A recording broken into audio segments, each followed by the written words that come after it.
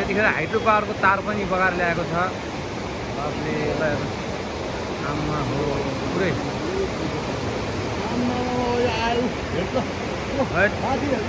आयो आयो आयो बाफरे कत्रो आयो आउनु पनि ल भयङ्कर आउँदैछ है बाढी भयङ्कर आउँदैछ बाफरे बाफरे टायर आएर आयो जम्मै आयो आमा आमा माथि आउँछ माथिबाट हेर्दा खतरा आयो माथिबाट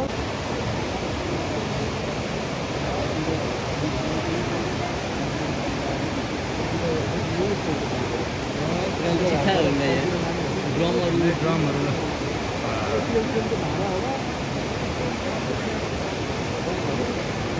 त्यो सिलिन्डर सिलिन्डरको त बाबु उहाँदेखि के अब सिलिन्डरको सर्टेज त्यति बेला सिलिन्डरको सर्टेज भएको बेलामा सिलिन्डर यस्तै बगेर गइरहन्छ है हाम्रो देवघाट स्थित पनि यहाँ नदी बढिरहेको अवस्था छ नारायणी नदी अघिसम्म थोरै थियो अहिले हेर्नु यो बगर छोप्दै गइरहेको छ केही समयमा यहाँ पनि भयङ्कर बाढी आउला देखिने सम्भावना धेरै छ सुरुवात भइसकेको छ बाढीको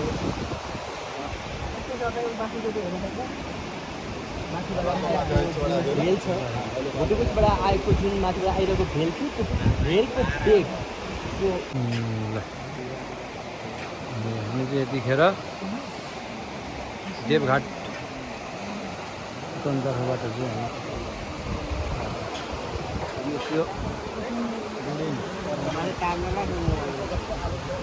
गाडीको बाप सुरु हुँदैछ